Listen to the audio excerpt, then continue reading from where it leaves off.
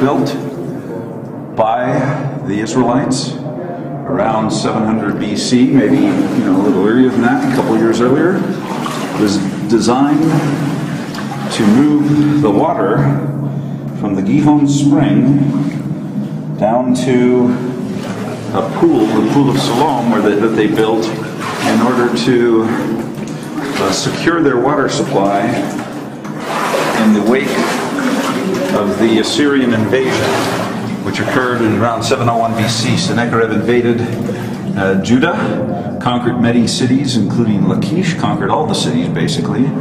Hezekiah knew Jerusalem was going to come under siege, and so he ordered a tunnel built that would secure the water supply and prevent the Assyrians from getting the water supply. This is the tunnel that they built. You can see here it goes back as well. It goes on for 500 meters. It's all underground.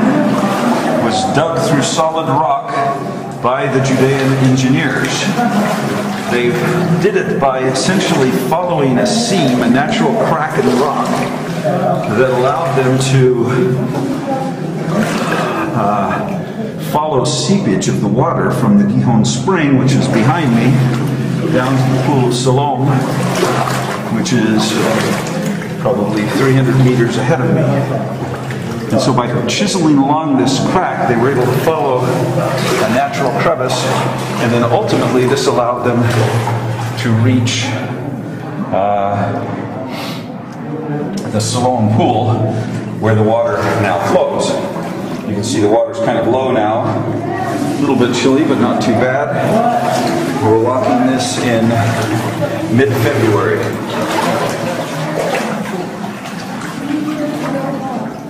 Now, the engineers that did this left a lot of chisel marks on the sides of the walls. You can see those there, where the chiselers cut into the rock on both sides. They had another group that was chiseling from the south northward along the same seam. And so they had one crew chiseling south, which is the way we're headed now, and another crew chiseling north through this tunnel. And basically this was a factor that contributed to the success of the Judean efforts against the siege of Sennacherib. Now when Sennacherib took Judea, he conquered all of the cities, including Lachish, famous siege that he showed pictures of. He conquered all of these cities and caused Jerusalem to pay tribute. Sennacherib says the king of Judah was like a bird in a cage, that is to say, he was trapped in Jerusalem. Now this is also, of course, the time of Isaiah. Isaiah was Hezekiah's great prophet, and the book of Isaiah, as well as the book of Kings, contains prophecies that Isaiah gave in relationship to this siege. Here's a little seepage coming down through the natural crevices, groundwater penetrating around. Anyway, Isaiah, of course, prophesied that the Lord would deliver Jerusalem, and that is exactly what the Lord did. In the book of Kings, there's the passage that describes how the Assyrians woke up one morning, and it says the angel of death had struck them down. Most people think that that's simply a poetic way of saying a plague.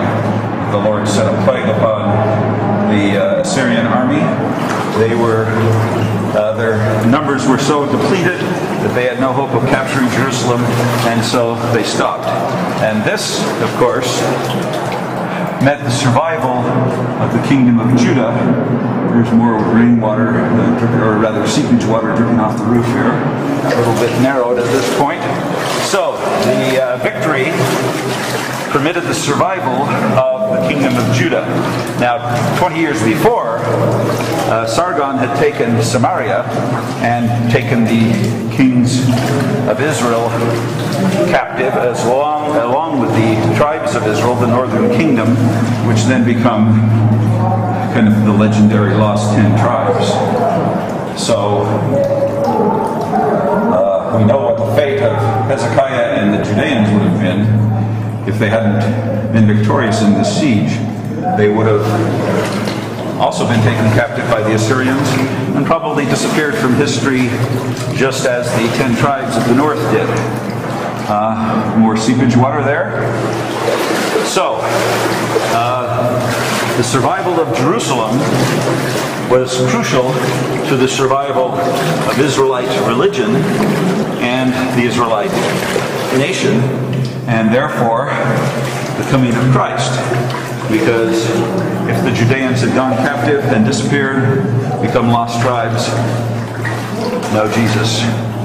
So this tunnel then was part of that effort to resist the Syrian siege. Now, of course, in the long run, Judah did fall in 586, but it was to the Babylonians. It was a century later, after the reforms of Hezekiah, the reign of Manasseh, which kind of fell into apostasy, and then the reforms of Josiah again. Jerusalem did fall, despite all the best efforts. You can see here how stalactites are forming on the roof of this from the seepage of the water we've been looking at a little bit. So, Jerusalem does fall, and that, of course, is associated with the narrative of Lehi and the origins of the Book of Mormon. So, it was a crucial phenomenon, the survival of Judea, in a number of different ways. And this tunnel is archaeologically probably the best surviving evidence of that siege, because it was built specifically in response to the needs of the city to have a secure water supply that the Assyrians could not get a hold of, and therefore preserve the city during the siege.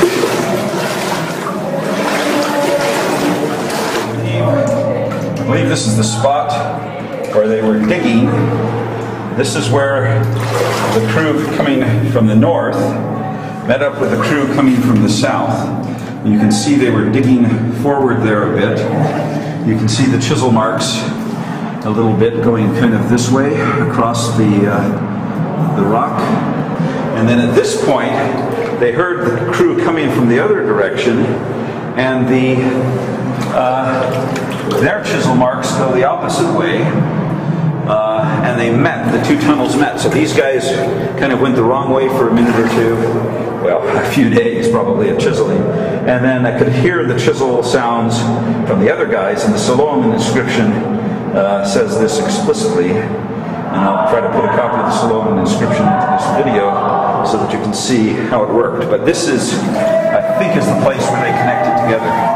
And you can see the natural crack up there, a crevice in the rock that was the type of thing they were following, this natural crack that allowed the water to flow. So here we are, traveling through this tunnel, and now we're at the opposite crew's spot, kind of meanders. There you can see the crack again. You can see the fissure where there was seepage that told them how to get to the Gihon Spring, because the water was seeping through here and coming out down below. So by following that fissure, they were able to, number one, dig the tunnel, but number two, dig it in two directions